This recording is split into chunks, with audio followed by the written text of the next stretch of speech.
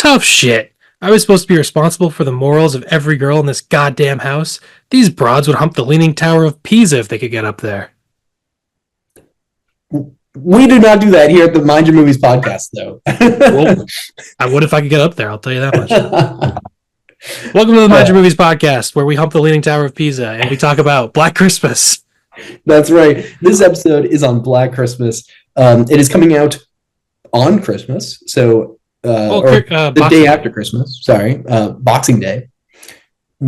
Happy day after Christmas. If y'all celebrate Christmas, I hope you enjoyed it.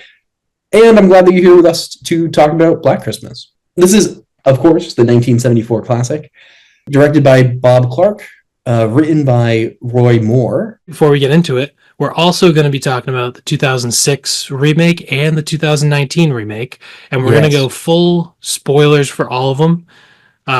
Frankly, I don't think either of us recommend the remakes. So, I mean, if you want to watch the episode without watching those movies, you'll probably survive. But at least watch the original. It's a really good movie. And come back and watch the episode after you've seen it. Totally. Yeah, the original is a classic. If you haven't seen it yet, I could not more strongly recommend it than we're doing here. It's wonderful. It's great. So please watch it before you listen. But yeah, the other two, you can totally watch them. But we'll get into some of our problems with them maybe. And yeah. But it's 1974. It's the same year as Texas Chainsaw Massacre. I believe they even came out on like the same day or in the same month. Definitely in the same time. Ironically, Bob Clark, 9 years later from making Black Christmas, which is a currently considered like one of the proto slashers that helped start our slasher craze that ends up kind of dominating a lot of the horror movies that come out in the next 2 decades after this. 9 years after this, though, he makes A Christmas Story in 1982. So kind of a direct opposite approach to a Christmas movie. This is less of a Christmas movie, although there are some fun Christmassy elements. So essentially what we have here is we have a sorority house that's kind of stuck in the house during a snowstorm. Or at least a few of the people are stuck there during a snowstorm. And we get some slasher stuff happening. We have an unknown killer in the house, and they're in the attic. And we don't know this throughout the whole story. We don't know this. But this is what ends up happening is they kind of start to kill some of these people, some of the sorority girls. And we slowly watch them get kind of picked off one by one. And eventually we end up with a kind of final girl, which is one of the earliest times that we really see this in a slasher. Yeah, this movie definitely sets the template, I think, for a lot of tropes in the genre. I do feel like the snowstorm aspect is more in the 2006 remake. I feel like the 70s, there's not actually much of a snowstorm. It's because it happens over like a few days. The 2006 remake is like all one night, really. But the 70s one, it's like one girl is Claire. They think she went home, but then her dad is like, she never came home, obviously because she's been murdered and put in the attic. But no one goes up in the attic, so they don't find the body. Right. So they go to the police. Like, characters actually act in the way a human being would act in this scenario. They go to the police. They try to they do a search party in the park. Like, it's actually, I feel like that is something that maybe other movies in this genre go away from a lot. Even the remake, the 30 years later remake, they kind of everyone just acts in stupider ways. But in the original, people act very realistically. And anyway. Yeah, no, and that's a good, honestly, I think a lot of the 2006 one kind of blurs a little bit in the way that they set up the house and the way they set up some of the killings, and just how that story goes about. It is pretty similar to the original in some aspects. But I think you're right. I think the snowstorm is probably is more emphasized there. Yeah. But yeah, so and they go to the cops, they get it all, they're like actually trying to like figure out what's going wrong. Yeah, they're not complete idiots. They actually have brains, and they actually Yeah, have character motivations, and there's things going on in their life. Olivia Hussey's character is like pregnant, and she wants to get an abortion, and her boyfriend doesn't want her to. And it's actually like very interested in the characters and sort of uh, in the times. Also, it definitely reflects how the role of women in society is changing in the 60s and 70s. yeah, definitely. And this is that's Jess, and she ends up being our final girl, right? And we get this kind of monumental moment, and at the end where she's in the basement, thinking that she's hiding from the killer, and of course, she the boyfriend is like breaking in because he thinks that something's wrong or Well, something. yeah, she's like running around and screaming, probably, right? So Yeah, he's just trying to check on her, but she now thinks he's the killer, and then she kills him in self defense, really. But yeah. And then the movie essentially, like, is it right then that it kind of cuts to them at the hospital or something? Or not right away, but like essentially she ends up going to the hospital, and the cops, I think, all think that he was the killer, right?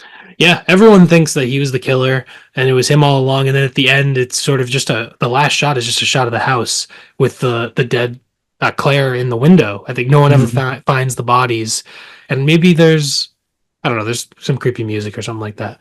But it's Yeah, very downbeat, creepy ending where they don't solve anything, and the killer Billy is still on the loose. Also, the killer played by Bob Clark, the director. yes, which is amazing, a Yeah. fun thing. And at the end though, he's the killer's still in the house, but they also just left Jess alone in the house again because like so at the end everyone's kind of crowding around her in the bed at Yes. the Yeah. bed. They're not in the hospital. She's in like a bed in the house, Right, but the cops right. are around her and they're saying, "Oh, the boyfriend did it." Mm-hmm. And then some, like, I think there's like an old guy that faints in the room. Is it might be Claire's dad or someone, right? Claire's dad. Oh, yeah. Yeah, he had been going around for the investigation, so he's in the room, and I think he faints, or they bring him downstairs maybe to talk to reporters or something. And then you eventually you hear like the front door, and it sounds like everyone has left the house other than Jess in the bed, like recovering, and obviously Billy, who's still upstairs. So it's kind of this Yeah. like ominous ending of like, does she actually make it out? Right? Like, there's still another Yeah. fight. Yeah, it's a really great ending, and I think this is my second time seeing it. I think the first time I really didn't even know who the killer was. Mm-hmm. I didn't realize that it was Billy from the beginning of the movie. He's a girl. He's a boyfriend of one of the girls, and he like is dressed up as Santa early on in the movie. Um, Oh, yeah, that's who he like has glasses, and that's the character Bob Clark plays. that's interesting. I Yes. see. I've seen this a few times, and I actually didn't know that still. Yeah, but it's very unclear because we never see him or anything. But I Yeah, think on the phone he says something about being Billy, or I can't remember the specifics. But interesting. anyway, it's very ambiguous, and yeah, it kind of leaves you wondering, and it's creepy. Yeah, It's a great ending. that whole ending sequence. Like, I know I'm kind of like we're kind of jumping to the end here, but like the ending of this movie is, it's got to be one of the reasons why this movie became a classic, and like it throws in a kind of exciting twist. It really like, because the boyfriend was kind of a red herring to some extent during the movie, Well, definitely, yeah, and and so it throws in like, it actually, there's like actually a payoff to having him as a red herring, whereas in a lot of movies, for example, the 2019 version, not the 2019, 2006. the 2006 version, I don't know, one of them, there's a red herring in it, and there's like it just, it's flat, right? There's nothing that actually happens with it. Yeah, And I think that happens a lot with movies, but it's actually cool to see the red herring like have an impact at the plot at the end. yeah, And it's just such like a, it's kind of like a dark ending. Like, again, like we don't actually know if she's going to survive, so it's kind of like chilling. yeah. Very dark ending, very chilling, and yeah, it kind of puts us in her perspective where we are questioning if he's the killer, and then she's also questioning that she doesn't know who the killer is. So I think it lets us into the scared perspective of the main character as well. Yeah, and there's But just so much tension built up in these last this last bit here too. Um, oh yeah, definitely a lot of tension in this movie that is completely missing in the remakes. We'll get to yeah, the remakes, but they yeah. Anyway, we'll get to that later. But this movie definitely. I mean, maybe we can just go over some real quick. yeah, The tropes that this movie sort of maybe started. mm-hmm. Um, sorority girls is a horror Mm-hmm. movie trope. I don't know if there was a lot of sorority girl horror movies before this one, but I feel like in the '80s that became a huge subgenre. Oh yeah, And definitely. this is not the only movie. I probably Peeping Tom is the first with the point of view shots from the killer's perspective, and then obviously that would be used in Halloween and Friday the 13th and a million movies after that, and also creepy phone calls. Mm-hmm. I feel like that also became a big thing afterwards with, uh, you know, when a stranger calls and stuff like that. Yeah, and some of this, like, of course, had like you mentioned, Peeping Tom, and with phone calls, we can think back to like Black Sabbath, Yeah. right? And so they have like their roots in film already, of course, but uh, they're so well done here and like brought together in a really nice and cohesive way that is really like genuinely creepy and chilling. And I think that's part of why it's able to go on and help to make this burgeoning genre like actually explode into those next 2 decades. Um, And the final girl trope. and the final girl trope. One other, like, not really trope, I guess, but just technique that I think this movie uses that is very different than some movies in the genre, but also very similar to others. And I think it's actually taken off more like in today's slashers than it was necessarily at the time, although there are still a lot at the time that relied on this, but is the use of like just humor, right? Like this movie at times is actually very funny. Oh, uh, a yeah, lot, it's especially in the beginning. oh yeah, it's a dark movie with great kills, but it also is very funny, right? And like this is something that like so the town that dreaded sundown in 1976 is a slasher movie that's also a buddy cop movie. Mm, Very strange, but yeah. the humor there, I don't think quite like meshes quite as well as here, but you can Mhm. definitely see that it was influenced by the attempt to like blend humor and comedy in here. And of course, we get like a lot of like slasher movies that do lean into the comedy aspect when slashers really take off. But for a little while, I think we see more like straight cut stuff like uh, Halloween, Friday 13th, even a Nightmare on Elm Street comes a little bit later, and that's kind of when the comedy kind of reemerges, maybe. Yeah, definitely. The characters, I mean, definitely Mrs. Mack and Barb are the main comedic characters, and they're very, yeah, they're also, this movie has female characters that are very like harsh and don't fit into typical female stereotypes, I guess. They have all sorts of characters. There's Phil is the nerdy girl, and Barb is like basically an alcoholic, like she should be a stand-up comic or something. I don't know. Like Yeah, um but yeah, it's very interesting the way it's, I mean, considering how slashers are kind of misogynistic in certain ways and they can be interpreted in that way. This interesting that this movie has, I think, very progressive portrayals of women. Just in that, it's kind of sad that at the time, just having well-rounded human characters with like flaws and interesting traits was like progressive at the time for female characters. But like, really, it is like most Hollywood movies at the time, like female characters were just a damsel in distress or, a love interest, and they were not as well written as they are in this movie. yeah, definitely. And even, I mean, if we focus, like, you can focus in on Jess specifically because she is the final girl, and she has that really in depth plot about or not super in depth, I guess, but obviously it builds up the red herring aspect a little bit with the abortion route, right? and Roe v. Wade was in 1973, and this movie came out in 1974. So it really is like a very modern movie for its time, right? Like it was very progressive, I feel like, by including something like that. Oh yeah, definitely. And it's interesting because this is a Canadian movie, but I wonder if that sort of social discussion was sort of just happening at that time. I guess the 60s were sort of a new wave of feminism, sort of that obviously would have happened in Canada as well. So Yeah, yeah, but but even maybe though, yeah, I was just gonna even say maybe it though, being an independent movie in Canada, they had more freedom. They were working outside the Hollywood system, so they could have have it be a little less stale and just set in Hollywood's ways. But right, which definitely helps this movie. The fact that this movie isn't quite trying to align necessarily with like things in like Hollywood at the time, I think definitely helps it and helps the genre itself become, this kind of meshing of different types of movies. Like you get the Friday 13th series, that's way different than Nightmare on Elm Street series and stuff. Because this wasn't trying necessarily to fit into like a specific uh, archetype, right? So it kind of made its own that different things could spin off of in a way. yeah, definitely.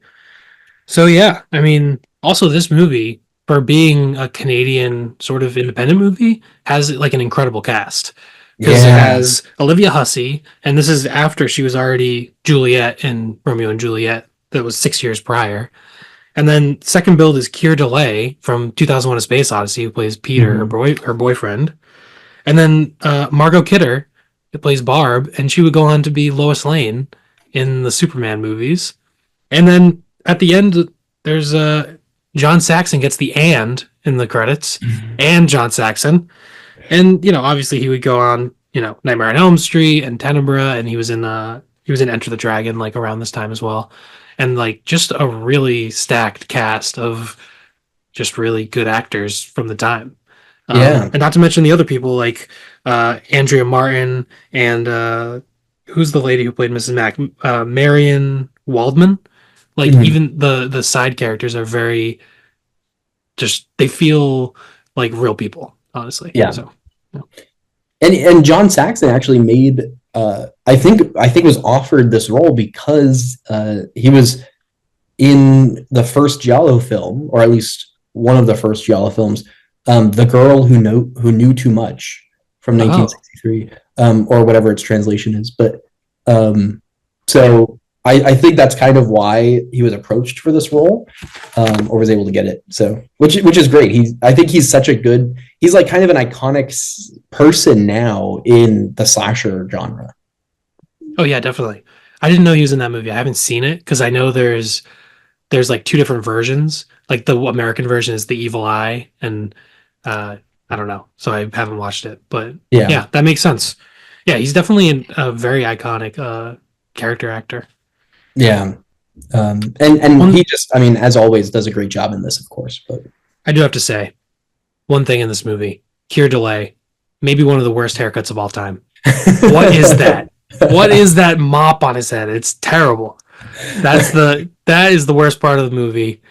I mean, it's still better than probably most parts of the remakes, but let's be yeah, real. when the worst part of the movie is that haircut, that's not a terrible thing to be complaining about, right? Yeah, I have my notes here, and I had Keir Dulley's hair, or I had Peter's hair written down, and I just had to Yeah, mention it that that yeah. that haircut did not age well. um, and so one thing that I have uh, written down in kind of in line with the actors and everyone is Carl Zittrer, who was the composer for the film. Apparently, developed the distorted sounding music keys by actually just like messing with piano strings, like physically messing with the strings on the inside of a piano, and then also by like recording and just like stretching out or slowing down the what he recorded and then playing it back, which at the time I don't think was like super common, but uh, kind of an Yeah, interesting little thing that he did to like help make now iconic like piano score that many slashers and horror movies just try to recreate, right? Yeah, the score, like, and the score and the sound design in this is very effective in creating that tension and the creepy mood, especially in like the second half of the movie. Yeah. And another thing I wanted to note on the sound was the way, especially in the beginning of the movie, that the characters will talk over each other.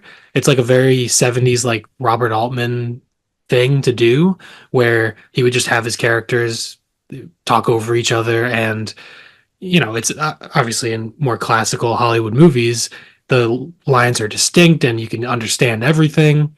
But by having characters talk over each other and things be a little muddy, it feels a lot more realistic. And I think in the beginning that probably contributes to making the characters feel like real people, Yeah. which I think is really effective in the beginning of this movie, setting everything up so that the end is even more tense because you really buy the characters. Yeah, I totally agree. The character like development in this movie overall, and that like overlapping discussion definitely helps build on it. But just the character development for like many of the characters, we don't really get a lot of Claire, for example, but we do get a lot of like we still get backstory for her, even though she's the first one that dies and she dies really early. We still get stuff like her dad comes to the school and tries to investigate, right? Like it's not just like they're not just like throwaway people, right? Which many slashers do. Yeah. And it's like immediately effective because you kind of feel bad for her dad because you know what he doesn't know. And so you have that empathy for him just kind of built in. Yeah. And speaking of the stuff that we like know in the film and the stuff we don't, one thing that like you already mentioned the POV shots, but this film does a really good job of taking that like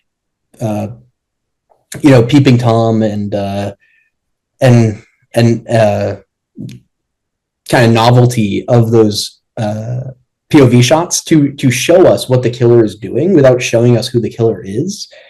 And of course, that's like uh, really powerful here, but it also helps in the film actually build up the idea of the red herring because for the entire film, all that we see, the only POV shots that we see are the killer. But there's one time when Jess is at the bottom of some stairs and we see and hear, or we see a POV shot of someone going down the stairs and the music's getting a little weird. And you can tell it's like, like, is this person about to kill her? But in a split second, it like reveals that it's actually, what's his face? Peter going down the stairs. And so it's like this really, like, because they were using these POV shots, it's this very compelling argument that he might be the killer because he's the only other person that you've seen from that view for a long time. Which, yeah, like it's just so the way that they play with what they tell you and what they don't because of those shots is really powerful here. Yeah. And it's very smart in that it's a smart way to shoot a scene without showing us the killer. So then we don't get to see who it is because we see it from their perspective, at least somewhat. Yeah. But also I did notice that toward the beginning of the movie, I think it was in this movie, or maybe this was you know what? This might have been one of the remakes. This is what happened. This is what Yeah, go for it. But there were, I feel like it was this movie where you see the hand of the killer, and it's like clearly a white male hand. Oh. But that doesn't change anything because the only killer in the movie could be a white male because everyone's white, and obviously the killer's a man. So it doesn't Yeah. actually help at all, like solving the mystery. But it's interesting because, like, in a modern movie, that would have been like, oh, you just told us who it is because there's probably only one or two white dudes Yeah. in the movie, right? So that's just kind of a product of its time where they probably didn't even think of it. They were like, oh, it's just the killer's hand, whatever. But yeah. Although it is kind of interesting because that was a big thing in like Giallo film was using gloves, right, to mask identity. Yeah. And yeah, that's interesting. I didn't actually pick up on that, but it is interesting. That's something that's not carried on here. Because it seems like this movie does take a lot from some of those Giallo films and yeah, that's I didn't notice the hand there. That's cool. I think it was this movie. I hope it Yeah. was. It definitely could have been one of the remakes. Like the 2006 one it could have been, but I don't remember. Well, if it was in the 2000s, you might have seen a yellow hand in the 2006 one. For The jaundice the story. the the the jaundice, is that the sister? No, that's the disease where he's like yellow. Oh, is His he like skin's yellow in the movie? yeah. I don't even remember that. I don't even remember him being yellow. I just remember the sister was played by a man. I Is looked that that true? up. I didn't notice that. Yeah, like a dude named Dean or something. I was like, Oh, why did they do that? It was very strange. oh Because the man, whole movie, I was like she doesn't like what's up with her? You know what I mean? Why does she look like that? And then I was like, oh, it's a dude. It was very weird. I don't know what was up with that. that's so strange. Yeah, very strange choice. But anyway, I mean, maybe obviously we're getting to the remake soon, probably. But Yeah, is there anything else? Well, one thing I wanted to say about this movie was the some of the like cinematic techniques they use. Also, like they use a lot of slow zooms and like pushes to add that tension, just that slow thing. And I think this movie has a lot more patience than the remakes, where they would never have a slow zoom in those. It would be like quick, everything's quick, quick, quick. Um, and also the intercutting is really cool. Just intercutting between different scenes and different locations. Like for example, there are like Christmas carolers at one point, and you're like seeing the killer inside the house. I think at the same time, or also on the phone calls, they intercut.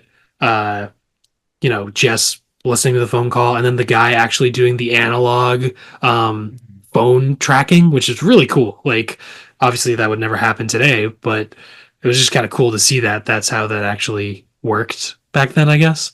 That was like one of my favorite parts of the movie was just seeing the call tracking, the way he was running around the hallways or whatever. yeah, Um, but yeah, just those some of those cinematic techniques, like which if you're watching it, you might not even notice it sometimes, but it just sort of adds to the tension and the intrigue for the movie. And I think it's just a really well made movie. yeah. I have to totally agree, and I think like between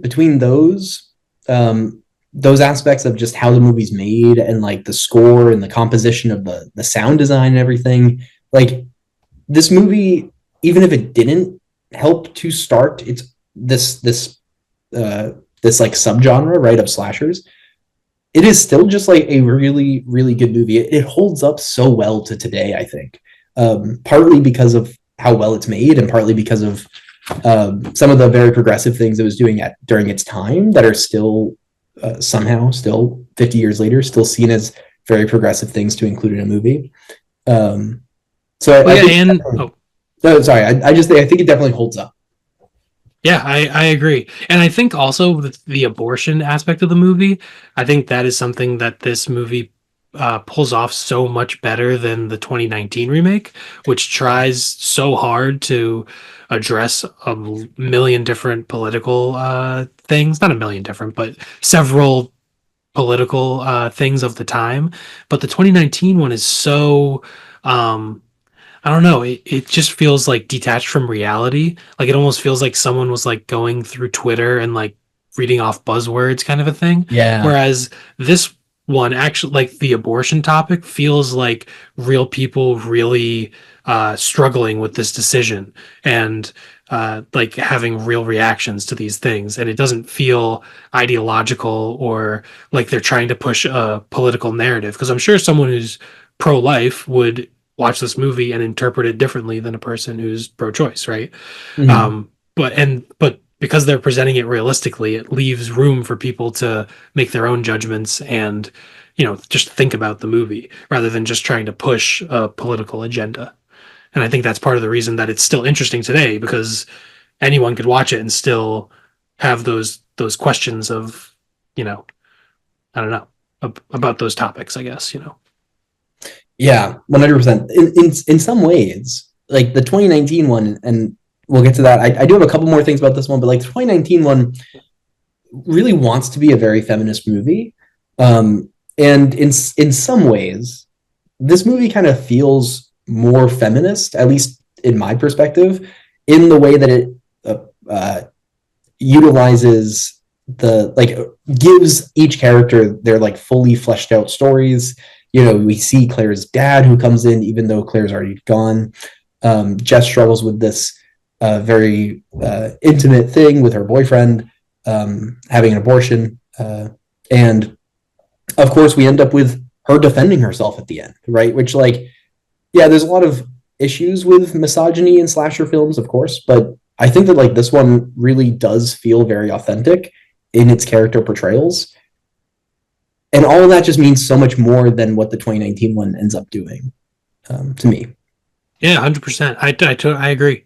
This one just like I think it is just because this movie just treats women as human beings rather Yeah, than trying to force a political agenda or these ham-fisted unrealistic characters. They all just feel like real people, and like that's just good filmmaking and good storytelling, and like it's good that it applies to everyone. yeah, yeah. Not every line has to be a talking point, right? Yeah, Like, exactly. And they're well-rounded characters. Like Barb, like I'm sure some people are like, "Oh man, she's hilarious. I love her." And other people are like, "Man, she's so annoying." But like that's life. That's just making yeah, an interesting character where they are kind of both. Like they can be kind of cool and nonchalant, but also be an alcoholic and kind of be annoying and have all their problems. And like, you know, that's just making a good, well-rounded, interesting character. Um, yeah. and I think this original does that so much better than either of the remakes. Um, yeah, Um, but so the last things I want to do before we jump too far into the remakes is just bringing up again the, I guess in a way, the shooting of the movie, the cinematography, in the sense that there's so many shots in this movie that have the telephone as the like the framed piece in the movie, or in the shot. When it almost anytime it's ringing, we get a really cool shot where you see like the telephone at a slight angle maybe, but you see like all this stuff going on behind it, like girls walking up to it maybe and stuff like that. But the focus of the shot is on the telephone, right? Which makes sense because the focus of the audio is on the telephone. And I think that just added so much to my like the anticipation of these phone calls and the kind of creepiness when they do happen. yeah, yeah, and it keeps you in the character's perspective because that's all they're seeing. They don't know who's on the other end. Same as us. So Right. yeah, it's very very effective in that way. Yeah. And then the last thing is that this movie, while it helps like birth a lot of slashers like Friday 13th and Halloween, of course, which comes very soon after, it does have a lot of like oddities in terms of slashers today, or especially when you think about like franchised slashers during the time, because Billy, our killer, actually has like no iconic mark or iconic weapon. There, Michael Myers has the mask and also the kitchen knife, right? And he uses that for a specific reason. Uh, Friday the 13th, we get Jason with eventually a hockey mask and generally a machete, right? Nightmare on Elm Street, we get the claws. But here we don't have, he uses a unicorn thing at one point. He uses the bag. It's Yeah, really just like a hodgepodge of weapons. And he never has a mask, no covering. It feels so much more real in a way. yeah, definitely. Like they weren't planning for a franchise with this. They just were making a good movie, and they didn't feel the need to have all that type of stuff. And the first Friday the 13th doesn't have that either. You know, Right. and yeah. So I agree.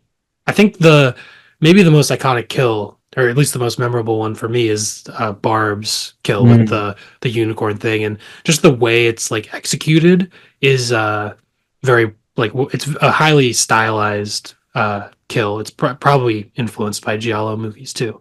yeah. Um, so yeah, that one was probably the most like well executed kill. Although the first one with Claire is like also very like quick and shocking, kind of just to like start off the movie that way with him in the closet, and then that the image of her with the bag over her head is also very memorable. It just Yeah. sticks in your head with her like next to the window and all that.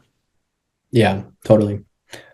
Uh, yeah, and there's also like just a lot of cool like this movie. I think very clearly knows its inspirations, and like it shows like the rocking chair up in the attic window or whatever are like clear nods to like Psycho, and you see a few other like nods to other things in this movie that feel very like authentic and ways of like helping to build on potential tropes that maybe it was trying to see continue. But it's not really clear if this was actually like who knows if they really wanted a whole genre to get formed off this. But Well, no, they could have never imagined. I mean, it also like it is I guess a beginning of the slasher subgenre, but it's also a whodunit. I feel like that is yeah, the primary, almost the really the primary genre of this movie, um, where it's just about the mystery of who is doing the killing. And there's really yeah. only one red herring is Peter. Usually whodunits, I guess, have more red herrings and more possibilities.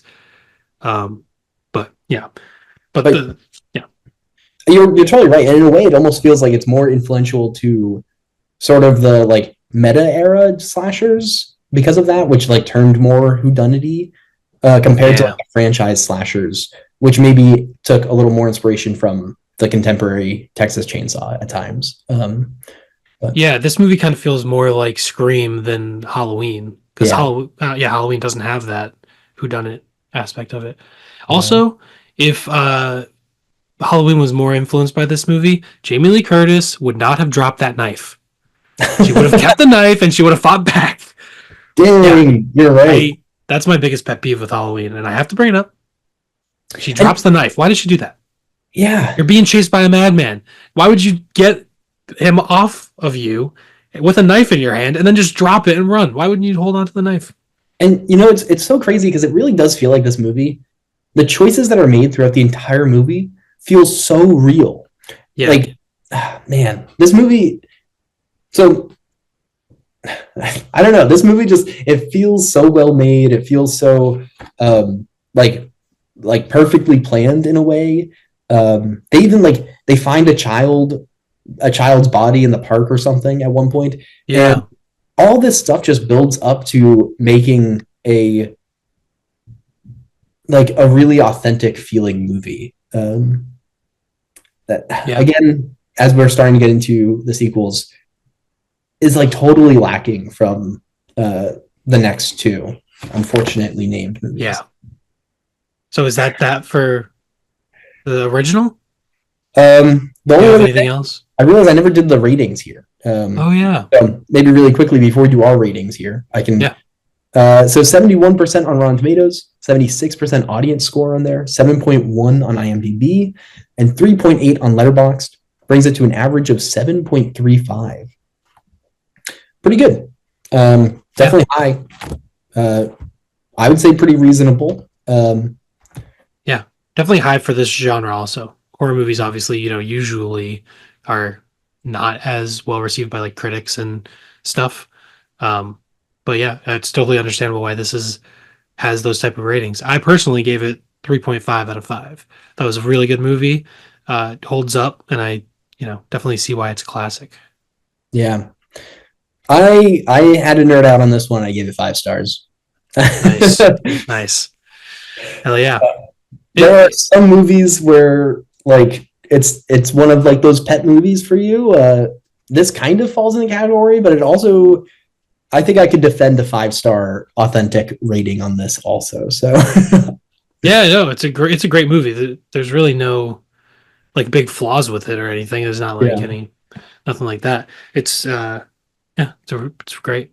I think the only reason I was a little lower on it is because I think when I was watching it this time, I didn't like have as much of an emotional connection to the movie. Like mm-hmm. I watched it and I was like entertained and enjoyed it and I appreciated it, but I didn't necessarily like feel like I don't know. I didn't love it necessarily. Yeah, But it's obviously a really good movie and totally holds up.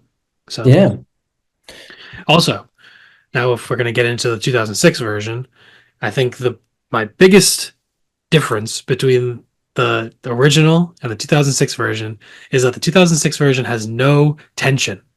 They yes, explain everything. They explain the backstory. They explain everything to the point where there's no tension at all. You just know, all right, well, he's just going to go and kill all these girls, and it's PG-13, so you're not going to see any of the kills. And I believe this is a PG-13 movie. The 2006 one I think is still R. Oh, is it really? Yeah. Oh, yeah. See, I got. Yeah, you're right. Because there's Let like me a lot of double. blood and stuff. Yeah, I think it is. Yeah, yeah. No, you're right. Yeah. It's the 2019 one. But still, like Mary Elizabeth Winstead, like her Yeah. kill in the car, and you don't even see what happens. It's just blood splatters across the thing. I just wrote that there's like more gore and more kills, but there's no suspense. Yeah. And there's also annoying characters. Yeah, totally. That was my main takeaway of 2006 movie version.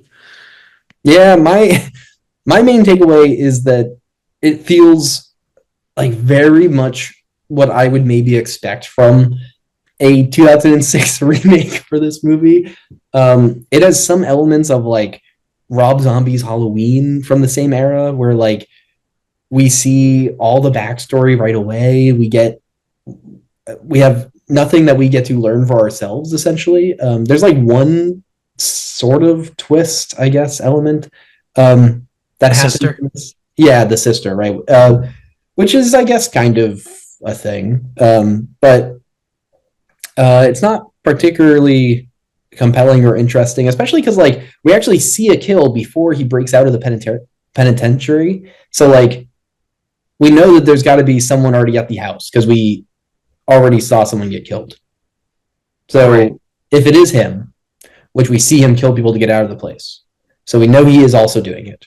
So you actually know there's got to be two of them already. If you like, I don't know. Yeah.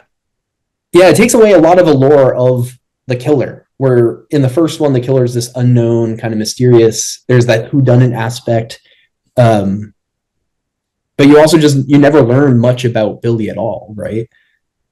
In this, you learn everything right away. Oh That's yeah. the movie. Yeah. They taking away all the mystery from the killer really is very counterproductive for making a an entertaining or interesting movie. Yeah, and so this is written and directed by Glenn Morgan, um, who also did Final Destination and Final Destination 3. I think wrote those, Yeah. um, as well as the one, which is was directed by Yeah. James Wong. Um, And he directed Willard a few years oh before yeah, this, which I've never seen, but it's yeah, his only other director credit. and in yeah, and so this. One thing about this movie, Mhm. executive one of the executive producers, there's a lot of them. Mark Cuban. Oh, Yeah. interesting. Thanks a lot, Mark.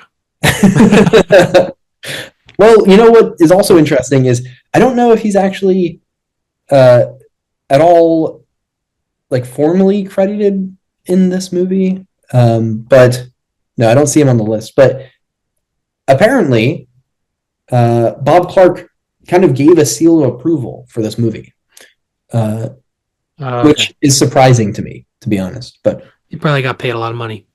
um, That's what John Carpenter says about the Halloween movies. He's like, well, as long as they keep giving me checks, it's fine. But interesting thing about this movie, also 2006 movie also has a pretty stacked cast. But yeah, interestingly, um, Andrea Martin plays Miss Mac, and she played, I believe, she played Phil in the yes, original. I didn't even put that together until I was just looking just now. But that's a pretty yeah, cool callback. yeah, that is fun, and also like the penitentiary at the beginning, they call Clark Penitentiary or Clark Sanitarium or whatever, and they do like throw in a few callbacks to the original, um, but they Fan feel, service. yeah, they feel like meaningless. I don't know. There's even like there's times when like they show you like a shot very similar to like a push-in shot from the first one where they're showing you the ceiling, the attic door, and they did that like a couple times in this one where they show you that shot, but it just even like just that shot feels so much less meaningful in this movie because there's no tension, there's no like yeah, There's no it's mystery. exactly you know what's happening. Yeah. Um, Yeah. This movie also had Michelle Trachtenberg, Mary Elizabeth Winstead, and Lacey Chabert, Chabert from Mean Girls. but Oh, quite an early 2000s cast. And I do think this movie has potentially some campy fun qualities. I could see like, there's a lot of kills, there's some gore. It's pretty gross as compared to the original. And I yeah. could see like this being kind of a fun movie to get around with some friends, have some drinks, and watch. And it wouldn't be awful. I don't think it's a terrible movie, but Mhm. just in compare, like if this wasn't called Black Christmas, I think it would get off a lot easier because you wouldn't be constantly comparing it to a much better movie. Yeah, I've got to agree with you there. And I generally agree also that I think this is a campier movie than especially than the 2019 one. Um, but uh, and then like some of these other early 2000 remakes, like Rob Zombie's Halloween. That's not a campy movie. No. The Friday the 13th remake is, though. Yes, I and think, actually, Katie Cassidy is in this movie as Kelly, and she's one of the main people in the 2010 Nightmare on Elm Street, which has some campy aspects, but not quite not some of campy the at all. dark That is a humor. depressing ass movie. Yeah, it is pretty dark. It's dark as hell. That movie's just like about pedophilia. That movie sucks. It's Yeah. just brutal. Everything's gray and sad. That movie's like, ugh. Although, like this movie also had a lot of like so in this movie, Billy watches his mom kill his dad and then eventually uh He's abused by his mom yeah, to the point where like his sister is also his daughter. yep, And it's a very like watching through his backstory is very dark. yeah. I agree. It's definitely dark to the point where I think for me that campy quality is kind of like I don't really have any interest in rewatching it. It's not really fun to watch those scenes at all. Yeah. Um, so yeah, Which again, like I feel like that's where I draw some comparison to like that Rob Zombie remake of Halloween of yep, like that movie. It's just too dark, right? And maybe even the Nightmare on Elm Street one. Although I do think that's a little maybe a little less or a little more subtle. Even though, well, no, I think they actually just outright say that he's a pedophile in that one. So they do. But I feel like the Nightmare on Elm Street remake is a little more like handles it a little better. yeah, Like I feel like this movie and the Rob Zombie movie, like some of those aspects just feel like shock value.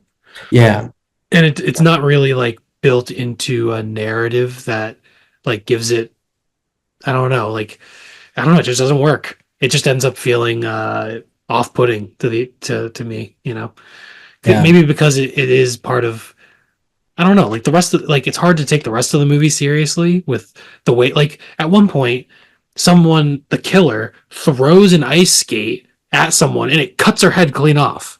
Like it's just ridiculous. So yeah, then why if you're going to make a ridiculous fun silly movie, okay, that's fine. Maybe you make it different than the original, whatever.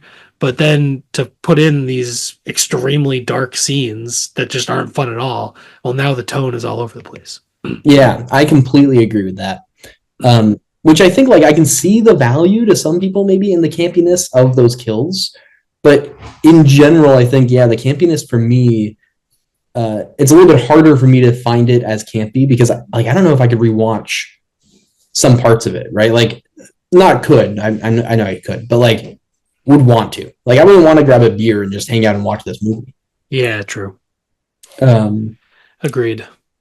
one other kind of important thing I think about this movie is that it was developed or produced by Dimension Films, which is the Weinstein thing, and they apparently had a lot of creative restrictions because of that, with having to do a lot of rewrites and reshoots. So, in a way, I kind of feel bad for the movie, although I don't know how much better it really would have been, but it certainly did not result in a very good movie. Yeah, definitely the Weinsteins were sort of infamous for meddling in the creativity of their projects and just getting in the director's way a lot. Yeah, Um, and yeah, I could definitely see that here. And you know, this does feel like I don't know, Dimension had a lot of these type of movies in this era of just more gore and more kills and almost like an MTV-ification of like like horror movies of just more and more and more of everything. Yeah, Yeah. yeah. And then I guess one other thing just to point out is that speaking of the gore and the more and more and more is there was a lot of eye shit in this movie. A lot of eye gore, eyeball gore, eyeballs getting pulled out, eyeballs getting stabbed through, eyeballs getting gouged out, eyeballs. Everything was about Mm. eyeballs. Uh, Yeah. Even Agnes's tree in the attic. At one point, she has like a Toward the end. oh. Yeah. Um, I think that was just there are a couple of shots of the killer's eyes in the original, and they yeah, just took that and ran with it and ran with it all the way into the sewer, I guess. yeah. I was like, maybe there's something symbolic here about like him not wanting to have seen stuff in the past that he had to see, but also it just feels very like they were just running with that one or two shots in the first one, um, of Yeah. that were actually like cool and interesting shots, but in this there's too much and it doesn't mean anything. Yeah. What happens to Kyle in this movie? I don't remember. I just That's a good remember he was question. an asshole and does he die? Toward the end of the Uh, movie, it's just like so many kills and I was kind of checked out. I think he Um, does die, and I don't remember how or why, but I think yeah. so. But yeah, I definitely found these characters less believable. They didn't feel real. Um, and they were kind of just more annoying to me. Yeah, Um, yeah, I there was agree. a whole argument there about like leaving or staying, and I found that whole entire argument kind of ridiculous that people wanted to stay. Yeah, Uh, but anyway, yeah. yeah, And then at the but end of the then movie, there's like this whole extra like 10 minutes at a hospital, which just sucks. Like the movie yeah, ends, and then they're just like, all right, well, here's some more stuff for no reason. yeah, yeah. That ending was terrible, actually. What Billy ends up like falling on the top of a Christmas tree and gets like killed by being impaled by the star or something. Uh, Yeah, yeah, I think so. Something like that happens. Yeah, yeah, it was pretty bad. Stark contrast to the ending of the first one that we just raved about. yeah. I did think there's this girl Eve, and I think at the end, like she ends up like her head is on the Christmas tree or something like that. She's like a nerdy girl. Oh, And I really thought she was gonna be Billy's sister slash daughter. I thought that was gonna be the twist because she was like the weird girl that doesn't fit in and all that stuff. But then they didn't do that. They just it was just some other character, and she was just another character who died and was uninteresting. yeah, But yeah. yeah. There was a lot Also, of characters in this. yeah, they replace Claire's dad with her sister. Um, Oh but yeah, there's just no emotional like stakes to it. It seems like she kind of just seems annoyed all the time, and like I just didn't feel anything for any of the characters, which is in stark contrast to the original. yeah, yeah. It's tough. It's tough doing not good movies on the podcast. I don't like It shitting on is. movies. I don't want to do this. No, People worked hard on it, and and but and it's worse off, we want these to be good movies. Like I didn't go into watching. I went into watching the first one knowing it would be, good. But I also went into these second two kind of hoping for good stuff, and I think there is some value to this one, but ultimately it falls pretty flat for me. yeah, I agree. And like, you feel bad. You don't want to shit on a movie, but it's been a while. And also, this is kind of a warning for people to not watch it. That's how you can. It's a service to the potential viewer of this movie that you probably don't have to watch this one. Yeah, and if you did watch it and you think we're wrong or you agree, let us know. But but Yeah, I yeah, it was not for me that 2006 remake. That's for sure. Yep. Yeah, I don't have as many notes on this movie. It kind of just felt a little more disposable. And I wasn't totally sure how much we were going to talk about it on the episode, so I didn't Yeah, take as detailed of notes, but it definitely felt a lot more disposable than I just keep saying everything is worse than the original, but honestly, they did that to themselves. That's what yeah, happens when you remake a classic movie. And that's why people should remake bad movies. yes. Like remake Remake a movie Santa. that's like, oh, that's kind of an interesting idea, but it just what didn't work out for one reason or another. Then you could remake it and make it better. Instead, they just remake really good movies, and then it's like, oh, well, it's worse than the really good one. Yeah, but we're going to be watching the remake for Nosferatu pretty soon, and hopefully we'll have more to say about it then. More to Yeah, say about remakes because not all of them are going to be bad. no, no, definitely. And if you have a really talented filmmaker like Robert Eggers, then you allow that filmmaker to, do what they want to do generally, Yeah, you're generally going to get better results than the Weinstein brothers constantly interfering in the movies that they're making and all that. So yeah. But overall, for this one, if there's anything last for it, but maybe we can jump quickly into the 2019 one and give a few warnings about that one too. But I yeah, I think, mean, did you have a rating for the 2006 one? yeah, I gave it 2 stars, and I think my general sentiment for our podcast viewers is I would not recommend if you have not seen it. Yeah, I agree. Also 2 stars actually. Oh wow. So there we go. On the same page. Not absolute total dog shit, but could not recommend. And I think there is a good number of people that are maybe really into that like 2000s era of remake movies. And if you like those, if you like Nightmare on Elm Street remake, if you like the Friday 13th remake, if you like the Rob Zombie Halloween, you might like this more than I did. And that's True. cool. Yeah, I think there are definitely fans of this era that like this type of filmmaking, and it's just not really for me. Like there's a lot of like quick cutting and Yeah. like I don't know, just the style just doesn't appeal to me. Yeah. But that's sometimes it's personal.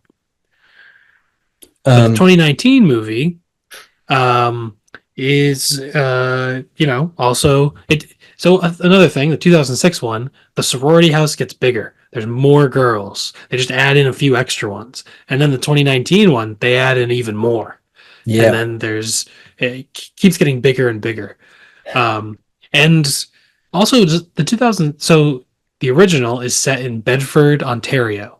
And then the 2006 one, it's kind of unclear where it's set.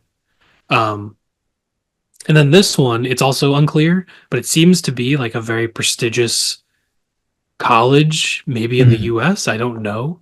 I don't think they ever say. But yeah, I don't know. It's kind of just interesting that the remakes seem to be more Americanized. Yeah, I agree. So this one is actually a Blumhouse production, and it's the Uh, first Blumhouse production directed by a woman, um, which is interesting. It's directed by Sophia Takal, but this one is PG-13, which I mean, just skipping right to it is a big part of its problems. Not the biggest part of its problems, but it's. I mean, if I had to list 2 problems of this movie and tell you everything you need to know, one, the stupid PG-13 aspects, and two, the stupid, terrible supernatural, yeah, terrible ending that they throw in. completely terrible. It really, honestly, at the beginning of like this movie has a very bad reputation. It has quite Mhm. low ratings online, um, and I was kind of like, well, that's probably not a good sign, but maybe it'll be good. And at the beginning, I was kind of like, this isn't so bad. Why does everyone hate this movie? And then as it kept going on, every kill you cut right before the kill, and you Yeah, don't see anything. It's not even clear sometimes if people are dead or not because you cut away so early. So it's unclear. And yeah, and then as it goes on and it gets into that supernatural aspect of the story, it just fell off a cliff into dumbland. yeah, I completely agree. I think the very beginning of this one, I was also optimistic, and I was like, you know what? People do like to hate on movies, and this could be one of those cases. And I think that it really, I mean, all the kills, like you were saying, they all feel so flat and so bland. Um, and I mean, the supernatural stuff just ruins this movie for me, particularly. The other thing is, this movie really holds like no connection other than the fact that it's a sorority house to the originals. Yeah. Yeah. Originals to the original. Sorry, or even Yeah. the remake. But this movie doesn't feel or carry on like a Black Christmas movie almost at all. No. Right from the beginning, we see a masked killer approaching someone and killing them on the street. Like, this movie doesn't feel at all like Black Christmas right from the very beginning. And if it had a different name, like you said this for the other remake, but this one particularly, if it had a different name, I think it would have done considerably better. Although I still don't think it'd be a good movie. Yeah, I agree. Because again, it's just constantly being compared to the a classic movie. But yeah, it's also I feel like the silliness of the supernatural aspect at the end is even worse because the movie is about like very very serious subject matter. Like literally the first like half of the movie is all about like misogyny and like college sexual assault.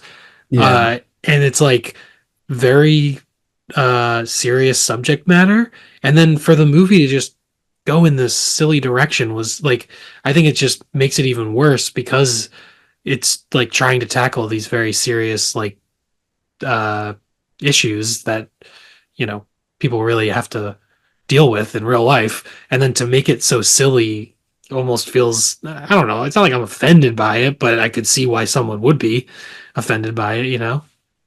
yeah. So much so that I was trying to take notes during this, and I got like frustrated at one point and just went on a rant in my notes about. There's one point where Riley, the main character, is trying to uh, or is still Oh with yeah. her. Yeah, Riley and Chris are trying to leave, and Chris wants to go to the cops, and Riley's like, they won't believe uh us, and whatever, and says like, oh, they didn't believe me when I was attacked, essentially. mhm. Why would they believe me about this? And I think that comparison is almost like it's it's so crazy to compare. Like, nobody. The fact is that the supernatural stuff is impossible. So yeah, a cop would not inherently believe you right away. Like, how, like, making that comparison to like believing women when they are victims is crazy to me. I don't know. I Yeah, and I was flabbergasted. yes. And there's an aspect of the movie toward the beginning where Riley, our main character, played by Imogen Poots, and I will say Imogen Poots like gives a good performance in this movie. I think she's probably like the best part of the movie in that she is believable in a lot of these scenes. Um, but she is like a victim of sexual assault from uh, one of the fraternity brothers, I guess. Um, and there's like a Christmas event at that fraternity, and I don't know if they know if that guy's gonna be there, but like they kind of like goad her into like doing this performance and doing this thing, and it just feels like such a terrible idea. Like, why are you doing this to your friend? Like, trying to make her like involved in this weird, like, public display of like a prank kind of a thing. It was just like a very baffling thing to include in a movie, and it just felt like totally detached from reality. And I don't know. I just thought that was, I don't know. I'm not trying to speak for people who have experienced that, but it just did not seem realistic to how someone would act after that situation, or how someone's friends should act. Yeah. Again, kind of a very uh, strong divergent path from the original where everyone feels very authentic. In this movie, a lot of things that people say too just feel like they're read off like uh Twitter. yeah, they feel like they're read off Twitter, or that they are just like they're just like a bullet point, a bulleted list of like things, like hot phrases to say. um and it feels very much like very inauthentic feminism and uh, just activism at all, right? Like it just feels so fake. Yeah. It's a very strange movie where there is a character, I forget the character's name, but she's like almost the most stereotypical like college activist where like literally they're trying to have a petition to get their professor fired. Um and the reason for that is because there aren't enough women writers in his class. And it's like I don't know, it was I don't know. It was just a very silly Yeah, aspect of the movie. Like, are there not other classes that talk about women in literature? Are like maybe he is a bad professor, like, but it doesn't explore any of it, and then it just turns him into an evil, cult leader. supernatural cult leader, serial killer, and Yeah, it just completely like divorces it from reality and anything. So I'm like, why even include these aspects if you're just going to make it this silly thing by the end of the movie? right. Because then it totally takes away any of the like the real issues that might have been present, right? That they like maybe he really was a bad professor, but we will never know because instead they throw him into this fake path of him being an absolutely terrible like person because he's leading a cult of people to kill all the sorority houses or something. I don't know. Yeah, and then also all the uh, men or young men in the fraternities who are committing these terrible acts and murdering people are like mind controlled. And like there's Right. one good guy in the movie and he also gets mind controlled. So it's like it just also divorces it from reality where it's like actually the people who do these things are not mind Mind. controlled. They have free will. They can make their own decisions. Like they're not mind controlled by misogyny or something. Like they're people with free will, and sort of taking that away actually undercuts any point that the movie's trying to make, I think. Yeah, I totally agree.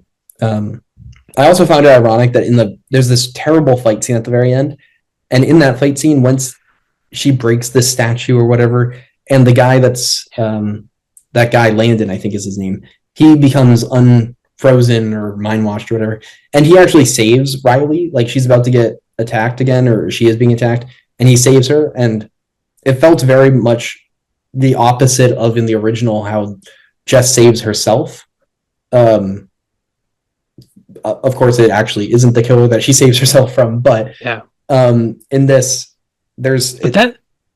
Yeah, about the original, that makes the original even better in that yeah, like she does something that's wrong because she's a human being, right? right, Like I feel like it's also kind of a disingenuous type of feminism. And don't get me wrong, like it can be nice. Wonder Woman can be a nice thing for like girls and stuff. It's yeah, like where she's a hero and she's all good. But if you're making a movie for adults, like your characters should be three-dimensional and can have flaws and stuff like that. And having your character have agency while also not being perfect is like the most interesting thing you can probably do. So like, but yes, I do see your point where this movie even takes away her agency more at the yeah, end. and it just yeah. I mean, there's so much in this movie that just feels like even there's the one boyfriend who is like with them for most of it, and then he gets a migraine, and later on we learn that he's actually like he was getting affected by the stupid statue or something. That's so dumb. So dumb. That's not how people like whatever. It's so dumb. He's like it's very strange because he's completely like supportive at the beginning of the movie, and then for no reason, there's a scene where he just like freaks out and Yeah, is like mad at them, and he's like, "Why do you blame all men for all the things? It's not all men." And and there's no reason why his character has this change. That's just completely just a plot, just so the plot can move forward. I guess just so they can I don't know comment on not all men, which was a thing on Twitter at the time. I guess yeah, like it's just so, jeez, it's just bad. yeah, Like that character doesn't feel like a real person at all, right? Because why does he have that change? Is there a reason? Do we want to? Is there that would be maybe that'd be an interesting thing to explore in a movie? I don't know. yeah. I mean,